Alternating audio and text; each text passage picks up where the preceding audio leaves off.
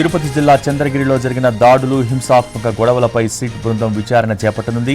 DSP Ravi Manoharachari, CI Prabhakar బృందం తిరుపతి జిల్లాలో జరిగిన హింసాత్మక ఘటనలు, దాడులు అరికట్టడంలో పోలీసుల వైఫల్యం, అల్లర్లు కట్టడికి తీసుకున్న చర్యలపై లోతుగా విచారణ జరపనుంది.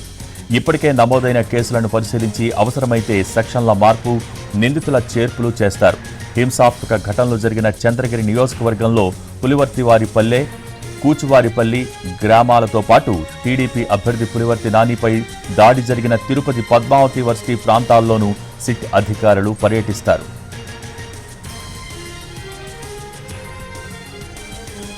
మరోవైపు చంద్రగిరిలో 144 సెక్షన్ కొనసాగుతోంది. నేతల ఇళ్ల వద్ద పోలీస్ బందోబస్తు కొనసాగుతోంది. పోలింగ్ తర్వాత చెలరేగిన అల్లర్లకు సంబంధించి ఇంతవరకు 8 కేసులు నమోదయ్యాయి.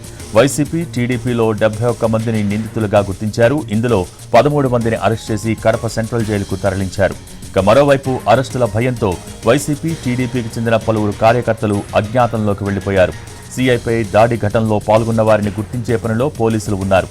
తిరుపతి రూరల్లో నమోదైన 2 కేసుల్లో 20 మందిని నిందితులుగా చేర్చారు. చంద్రగిరిలో 4 కేసులు నమోదైతే 43 మంది నిందితులుగా ఉన్నారు. పాకాలలో 1 కేసు, రామచంద్రాపురంలో మరో కేసు నమోదైంది.